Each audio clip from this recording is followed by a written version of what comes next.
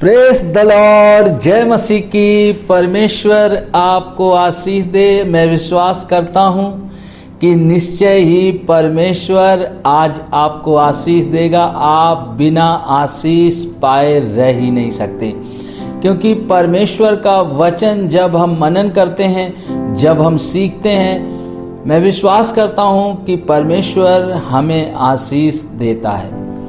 और आज का विषय है अनंत जीवन।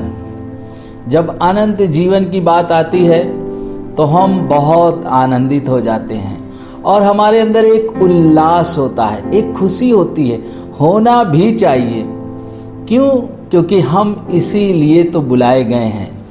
मैं आज आपसे कहना चाहता हूँ कि अनंत जीवन पाने के लिए प्रभु यीशु मसीह आपके लिए और मेरे लिए क्रूस पर मर गए और तीसरे दिन मुर्दों में से जीवित हो गए।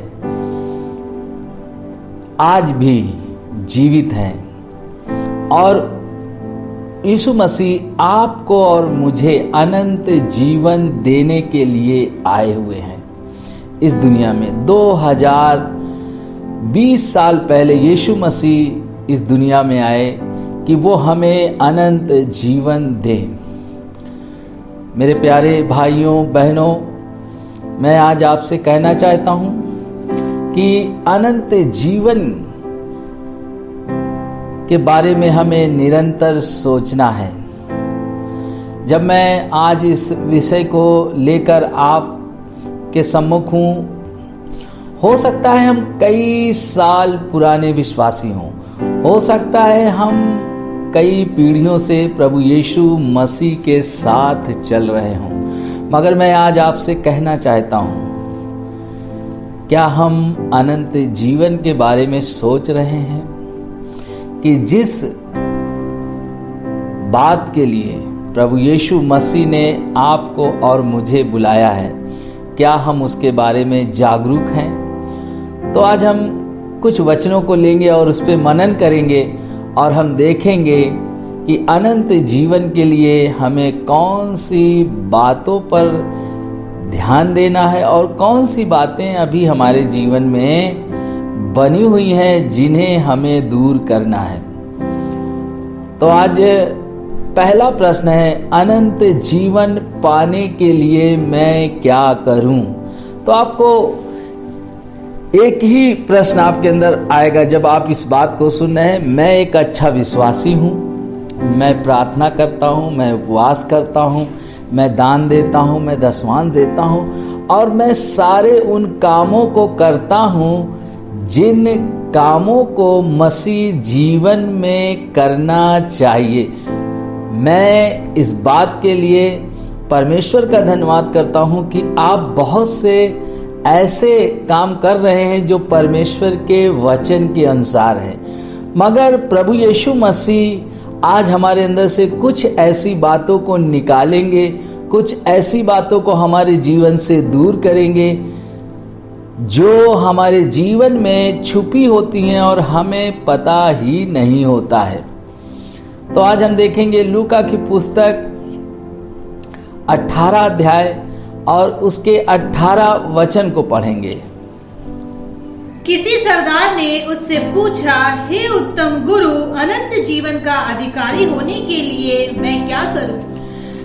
वो कह रहा है यीशु से, एक बिलीवर, एक विश्वासी जो परमेश्वर पर भरोसा करता है, वो यीशु के पास सारी आज्ञाओं को मानते हुए वो उसके पास जाता है और वो कहता है, अनंत जीवन पाने के लिए मैं क्या करूं? क्या जब हम परमेश्वर के बेटे और बेटी हैं, हम प्रभु यीशु मसीह पर भरोसा करते हैं, हम विश्वास करते हैं, उसके साथ चलते हैं, क्या आज हमारी जिम्मेदारी नहीं है? क्या आज हमें सोचना नहीं चाहिए अपने आप से प्रश्न करना नहीं चाहिए, क्या मैं अनंत जीवन पाने के लिए करूं? यदि आज तक आप सारी आज्ञाओं को आपको लगता है मैं एक अच्छा विश्वासी हूं, मैं प्रभु यीशु मसीह पर विश्वास करता हूं और उनके वचनों का पालन करता हूं, बहुत अच्छी बात है। प्रभु आपको बहुत आशीष दे। क्यों? क्योंकि जब आप उसके वचन का पालन करते हैं, मैं कहूं कि प्रभु आपको बहुत आशीष दे। आप जब परमेश्वर के वचन का पालन करते हैं, परमेश्वर निश्चय ही आपको आशीषित करता है। वो आपके परिवार के क्षेत्र में आशीष देता है, वो आपके स्वास्थ्य के क्षेत्र में आशीष देता है, वो आपके धन के क्षेत्र में आशीष देता है, वो आपको आपकी हर उस जरूरत में आपकी आशीष को लेकर आता है और वो आपको आशीषित करता है। तो आज जैसे ये व्यक्ति था और इसने यीशु के पास आया और हम भी मसीह यीशु में विश्वास करते हैं, हम उसके साथ चलते हैं, हम उसकी आज्ञाओं का पालन करते हैं। मगर आज मैं फिर उसी बात को दोबारा दोहरा रहा हूं, जैसे उस व्यक्ति ने कहा, अनंत जीवन पाने के लिए मैं क्या करूं? तो आज आप भी अपने आप से प्रश्न कर सकते हैं। आप एक अच्छे विश्वासी हैं, मैं विश्वास करता हूं। आप अपनी दृष्टि में उत्तम हैं, प्रभु की दृष्टि में भी उत्तम है। आप बहुत सी आज्ञाओं का पालन करते हैं, प्रभु आपको बहुत आशीष दे। मगर आज आपको खुद से एक प्रश्न करना है, मैं अनंत जीवन पाने के लिए क्या करूं? और हम यहाँ पर देखते हैं 18 के 20 को। तू आज्ञाओं को तो जानता है। यीशु मसीह ने कहा, तू आज्ञाओं को जानता है। हम चर्च में जाते हैं, हम कॉटेज मीटिंग में प्रार्थनाओं में शामिल होते हैं, हम निरंतर प्रार्थनाएं करते हैं, निरंतर हम अपने जीवन को आत्मिक रूप से बढ़ाने का हम प्रयास करते हैं। और प्रभु यीशु मसीह यही तो कह रहे हैं, तू क्या करता है? आज्ञाओं को जानता है। आगे पढ़ें फिर से।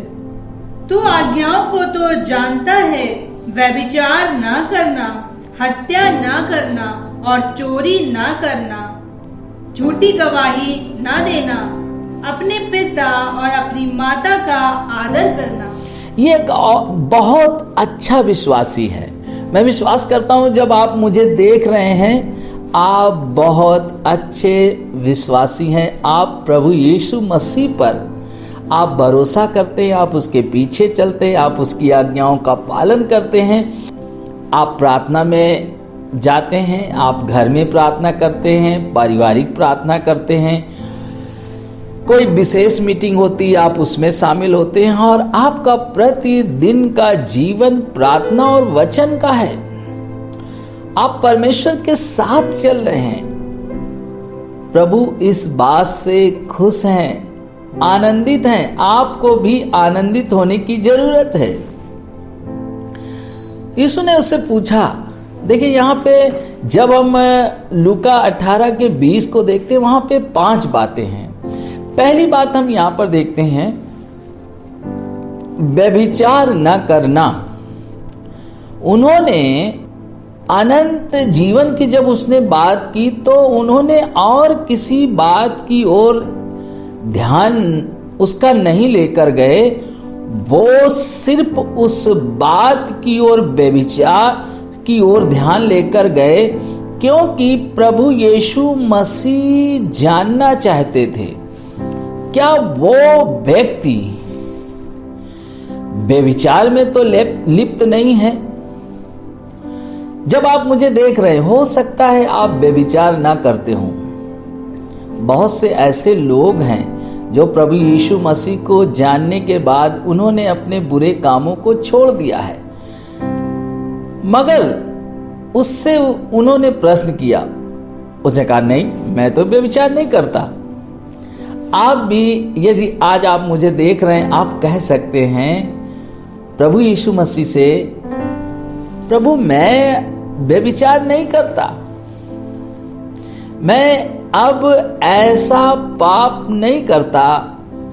तो प्रभु कहते हैं बहुत अच्छी बात, मेरे बेटे मेरी बेटी, बहुत अच्छी बात, तू व्यभिचार नहीं करता। मगर प्रभु यीशु मसीह ने मत्ती 5 अध्याय उसके 28 में इस बात को भी जोड़ा है, क्योंकि हम व्यभिचार को सिर्फ शारीरिक पाप से लेते हैं, मगर हम यहाँ पर देखते हैं प्रभु यीशु मसीह मत्ती 5:28 में भी कह रहे हैं, परंतु मैं तुमसे यह कहता हूँ कि जो कोई किसी स्त्री पर कुदृष्टि डाले वह अपने मन में उससे व्यभिचार कर चुका। यहाँ पर प्रभु यीशु मसीह कह रहे हैं कि यदि कोई कुदृष्टि डाले तो उससे क्या कर चुका है, स्त्री पर या पुरुष पर। जब हम किसी को गलत दृष्टि से देखते हैं तो हम क्या कर चुके हैं, आत्मिक व्यभिचार कर चुके हैं। आज मैं आपसे कहना चाहता हूँ, सबसे ज़्यादा जो समस्या है, जो परिस्थिति मसीहों की बिगड़ जाती है, फंस जाते हैं, वो है आज के समय में इंटरनेट का इस्तेमाल करना। फिर आप कहेंगे इंटरनेट का इस्तेमाल नहीं करेंगे तो बहुत से काम नहीं होंगे। हाँ, सही बात है, हमें इस्तेमाल करना है, मगर हमें इन सब चीज़ों से बचने की ज़रूरत है। और अब बहुत सरलता से हम फ़ोन पर हर एक उस चीज़ों को प्राप्त कर लेते हैं, उस चीज़ों को देख लेते हैं और हम बड़ी सरलता से कर लेते हैं और हम सोचते हैं कि हम व्यभिचार नहीं कर रहे हैं। मैं आज आपसे कहना चाहता हूँ, जैसे उस पुरुष ने कहा अनंत जीवन पाने के लिए मैं क्या करूं, आज प्रभु यीशु मसीह से जब आप ऐसा प्रश्न कर रहे हैं, वो आपसे कह रहे हैं, क्या तुमने अपनी आंखों पर नियंत्रण रखा है? क्या तुम्हारी आंखें उन गलत चीजों को नहीं देखती हैं? क्या तुम्हारा मन उन गलत बातों में आनंदित नहीं होता है? तो वो कहेंगे कोई बात नहीं, बहुत अच्छी बात है और तुम बहुत अच्छे विश्वासी हो, तुम बहुत अच्छे परमेश्वर के बेटे और बेटी हो। मगर यदि आज आपके जीवन में ऐसा पाप है और कोई नहीं जानता है, तो मैं आज आपसे कहना चाहता हूं, उस व्यक्ति ने जैसे कहा मैं अनंत जीवन पाने के लिए क्या करूं, आज आपको भी सोचने की जरूरत है, मैं क्या करूं। जब मैं आज जान गया हूं, जब परमेश्वर ने आज मुझसे बात कर ली है, मैं क्या करूं। और आपको प्रभु से पूछना है, पवित्र आत्मा से बात करनी है, मैं क्या करूं, कैसे अपने जीवन को इस पाप से बचाऊं। और यहां पर पहली बात कह लेंगे, तू आज्ञाओं को जानता है। हम बहुत सी इस बात को किसी से भी पूछें, किसी भी विश्वासी से पूछें, किसी भी विश्वासी से आप बात करें, वो कहेंगे व्यभिचार करना गलत है, हमें नहीं करना चाहिए, आंखों का पाप करना गलत है। कई लोग तो इस बात को जानते भी नहीं हैं कि आंखों के द्वारा भी हम व्यभिचार का पाप करते हैं। मगर परमेश्वर के वचन में लिखा हुआ है कि जब हम आंखों के द्वारा पाप करते हैं, तब प्रभु आपसे नहीं कहेंगे, जैसे उस व्यक्ति से कहा, तू आज्ञाओं को जानता है।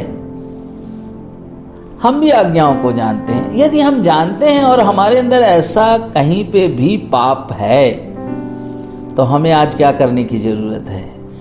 हमें प्रभु से कहने की जरूरत है, प्रभु मेरी आंखों पर नियंत्रण लीजिए।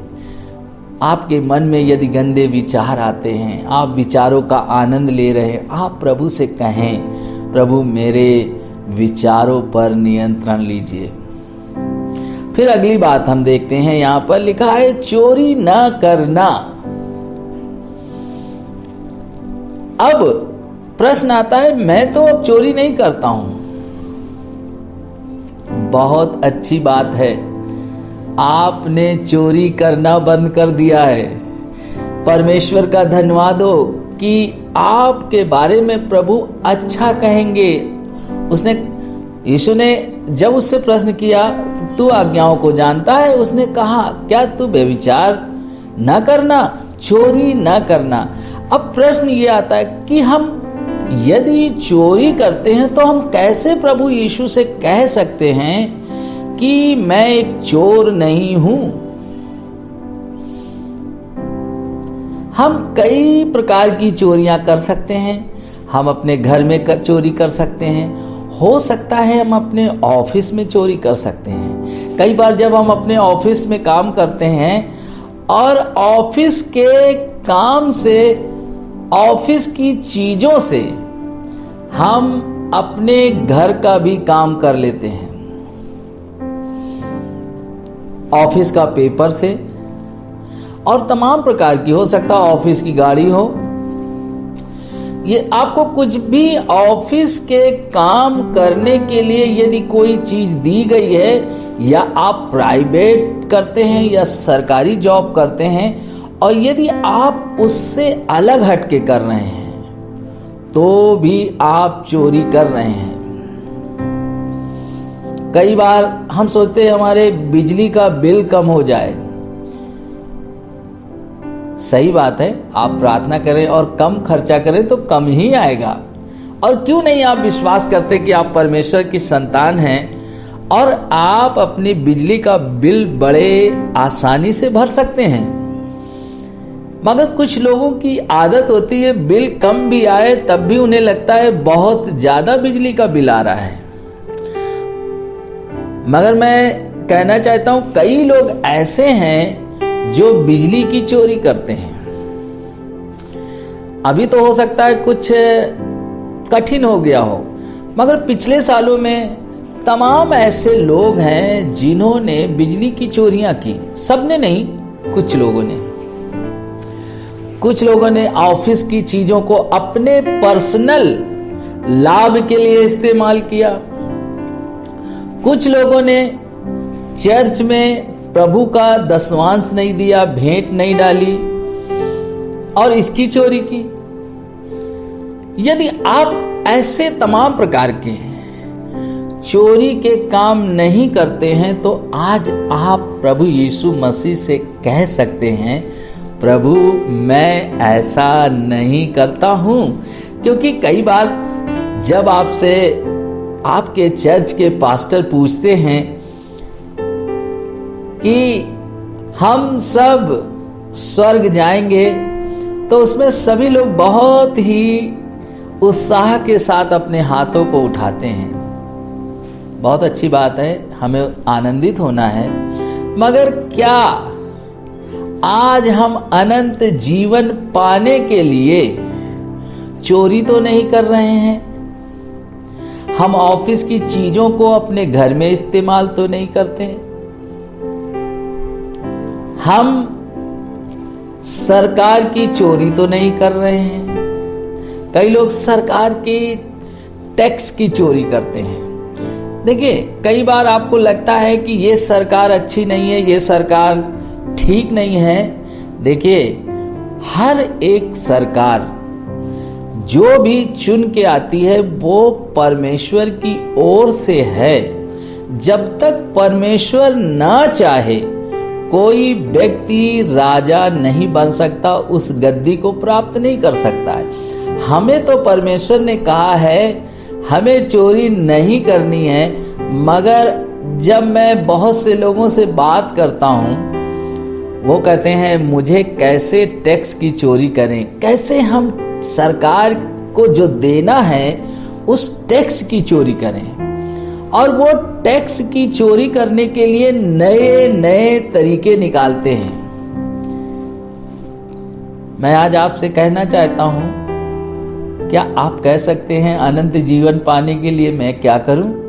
यदि आज आप प्रश्न कर रहे हैं तो आज आपको विचार करने की जरूरत है कि कौन सी चोरियां करते हैं। आप प्रभु से पूछें, प्रभु मैं कौन से क्षेत्र में चोरी कर रहा हूं। कई लोग सुनते हैं, चर्च में बताया जाता, सिखाया जाता है, वो बड़ी चंगाइयों को प्राप्त किया है, उन्होंने बड़े छुटकारे को प्राप्त किया है, उनके जीवन में प्रभु यीशु मसीह ने बड़े चमत्कार किए हैं।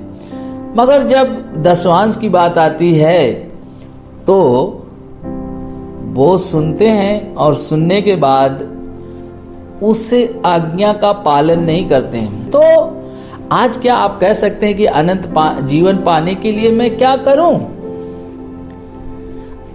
और अगली बात है हत्या ना करना। अभी क्या है, हम कई बार हम लोगों के जो परमेश्वर ने उनका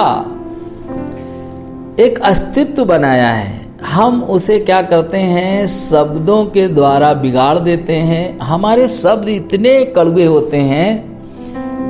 मगर बाइबल बताती है, देखिए आप हत्या तो नहीं करेंगे, किसी का मर्डर तो नहीं करने जाएंगे, मगर जब आप किसी व्यक्ति को श्रापित करते हैं, किसी व्यक्ति पर आप दोष लगाते हैं, आप उस व्यक्ति की हत्या कर रहे हैं।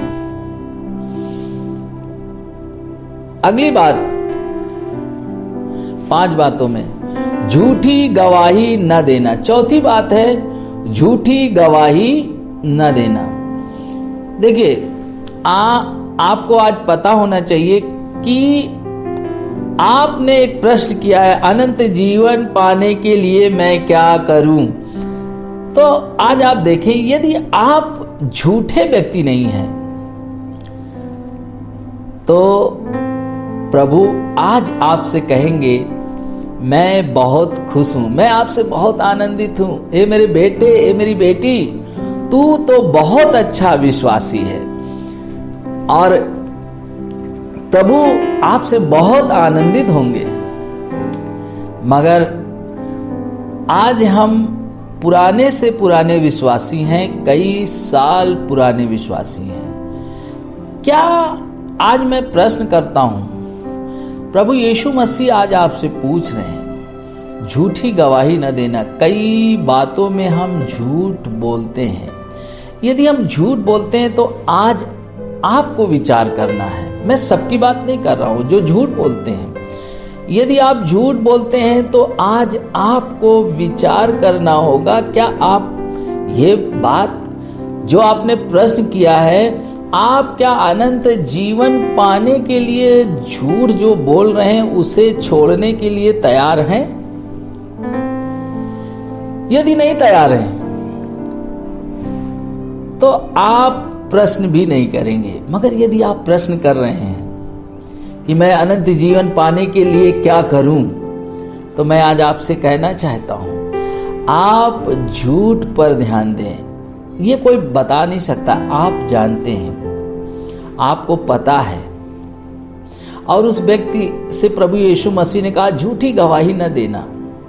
फिर अगली बात, 5वीं बात, उसने कहा अपने माता पिता का आदर करना। मैं आज आपसे प्रश्न करना चाहता हूं, बहुत से ऐसे लोग हैं, आप बहुत अच्छे हैं, आप बहुत प्यारे लोग हैं, जब आप परमेश्वर के वचन को सुन रहे हैं आप अपने माता पिता का आदर करते हैं। परमेश्वर का धन्यवाद हो, प्रभु यीशु मसीह आपके लिए शाबाशी बोल रहे हैं, आपसे खुश हैं, आपके इस कार्य से वो खुश हैं यदि आप अपने माता पिता का आदर करते हैं। मगर यदि आप नहीं करते हैं तो आज आपको प्रश्न करना होगा, जैसे उस व्यक्ति ने प्रश्न किया कि अनंत जीवन पाने के लिए मैं क्या करूं। आपको आज प्रश्न करना होगा, यदि आप अपने माता पिता का आदर नहीं कर पा रहे, हृदय से उनका सम्मान नहीं कर पा रहे, आपको इसका प्रयास करना है, मैं कैसे अपने माता पिता का आदर करूं। तो हमने यहाँ पे 5 बातों को देखा। पहली, व्यभिचार ना करना, दूसरी, चोरी ना करना, तीसरी, हत्या ना करना, चौथी, झूठी गवाही ना देना, और 5वीं बात हम देखते हैं कि माता पिता का आदर करना। और वो व्यक्ति तुरंत बोलता, मैं तो ये सारी बातें मैं बचपन से ही करता आ रहा हूं। अब हम यहां पर एक वचन और पढ़ेंगे, 18-22। यह सुन यीशु ने उससे कहा, तुझ में अब भी एक बात की घटी है। अपना सब कुछ बेचकर कंगालों को बांट दे और तुझे स्वर्ग में धन मिलेगा, और आकर मेरे पीछे हो ले। यहाँ पर हम देखते हैं प्रभु यीशु मसीह ने कहा कि तुझ में एक घटी है। यदि आज आप मुझे सुन रहे हैं, देख रहे हैं और आपको लगता है मैं बहुत ही अच्छा विश्वासी हूँ, मैं एक अच्छा अगुवा हूँ, मैं एक अच्छा लीडर हूँ, मेरे भाइयों मेरी बहनों, मैं परमेश्वर का धन्यवाद करता हूँ और आपके इस जीवन के लिए मैं आपको ये कहना चाहता हूँ कि आप बहुत अच्छे हैं यदि आप ऐसा कर रहे हैं।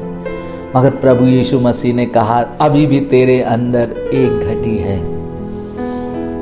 हो सकता है आपके अंदर और कोई बात हो। यीशु ने कहा, नहीं ये तो तू सब कुछ करता है, तेरे अंदर एक कमी है। और उसके अंदर क्या थी कमी? उसे धन का लोभ था। यदि आपके जीवन में अभी भी किसी चीज का लालच है तो आज आपको प्रयास करने की जरूरत है। आपको उस लालच से निकलना है। यदि आप किसी को धोखा दे रहे हैं, आपको वो धोखा देना बंद करना है। यदि आप किसी पाप को जानते हुए ढिठाई का पाप कर रहे हैं, आज आपको उसे छोड़ना है, क्योंकि प्रभु यीशु मसीह ने इस व्यक्ति के अंदर यही बात जानी कि इसके अंदर अभी भी इस बात की कमी है। आज आप पवित्र आत्मा से कहें, पवित्र आत्मा मुझे जांच परख और मेरे अंदर कौन सी ऐसी बात है जो अनंत जीवन में प्रवेश करने से रोक सकती है। और मैं विश्वास करता हूं निश्चय ही परमेश्वर का आत्मा आपसे बात करेगा और आपका जीवन बदल जाएगा। मैं विश्वास करता हूं कि निश्चय ही परमेश्वर ने आज के वचनों के द्वारा आशीष दी है। यदि आपको लगता है कि मैं आपके लिए प्रार्थना करूं और पवित्र आत्मा आपसे बात करे और आपके जीवन में यदि कोई घटी है, किसी बात की घटी है, जैसे उस व्यक्ति के बारे में यीशु ने बताया कि तेरे अंदर इस बात की घटी है, आज पवित्र आत्मा प्रभु यीशु मसीह जब मैं आपके लिए प्रार्थना करूंगा, वो आपके हृदय में उस बात को लेकर आएंगे और आपको प्रयास करना है कि अनंत जीवन पाने के लिए मैं कैसे इस पाप को छोड़ दूं। यदि आप चाहते हैं कि मैं आपके लिए प्रार्थना करूं, आप अपनी आंखों को बंद करें, हम प्रार्थना में जाएंगे।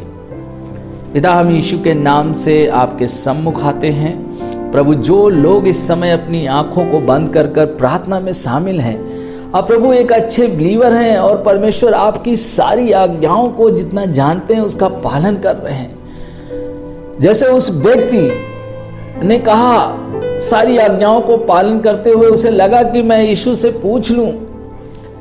कई बार हम सारी आज्ञाओं का पालन करते और हम प्रभु से कभी नहीं पूछते कि हमें और किन बातों में अपने आप को सही करने की जरूरत है, क्योंकि हमें लगता है हम सही हैं। मगर पवित्र आत्मा, हम आपसे प्रार्थना करते, प्रभु यीशु मसीह अभी इसी वक्त आप लोगों से बात करें और जो भी व्यक्ति प्रार्थना में शामिल है उनके जीवन में जो बातें गुप्त हैं, छुपी हैं और जिन बातों को वो जान भी नहीं पा रहे हैं, प्रभु आज उनके जीवन में प्रकट होने पाए और वो उसे छोड़ दें, उसे त्याग दें, उसको छोड़ने का प्रयास करें। और पवित्र आत्मा उनकी सहायता करिए उन सारी चीजों से निकलने के लिए जो उन्हें अनंत जीवन में जाने से रोक देती हैं। प्रभु, उन सारी बातों को आप उनके जीवन से दूर करें। पिता, हम धन्यवाद करते हैं, आपने ऐसा किया है और लोगों से आपने बात की है और आज उन्होंने फैसले लिए हैं कि मैं अपने जीवन को इस क्षेत्र में अच्छा करूंगा और मैं अनंत जीवन को प्राप्त करने में अपने आप को आगे बढ़ाऊंगा। पिता, मैं प्रार्थना करता हूं, मैं धन्यवाद करता हूं, आपने ऐसा किया उसके लिए धन्यवाद। जो लोग बीमार हैं, जो बीमारी की अवस्था में हैं, किसी भी प्रकार की बीमारी, मैं उनकी बीमारियों को दूर करता हूं और मैं यीशु नासरी के नाम में चंगा करता हूं। हर एक व्यक्ति चंगा हो जाए, हर एक अंधकार की शक्तियां, गंदी आत्माएं छोड़कर चली जाएं। प्रभु सभी देखने वाले पर इसी समय पवित्र आत्मा की उपस्थिति बढ़ जाए और वो परमेश्वर उनकी आंखों को ज्योतिर्मय कर परमेश्वर, और प्रभु वो आपकी अद्भुत बातों को देखने पाए, चंगाई पाने पाए, छुटकारा पाने पाए।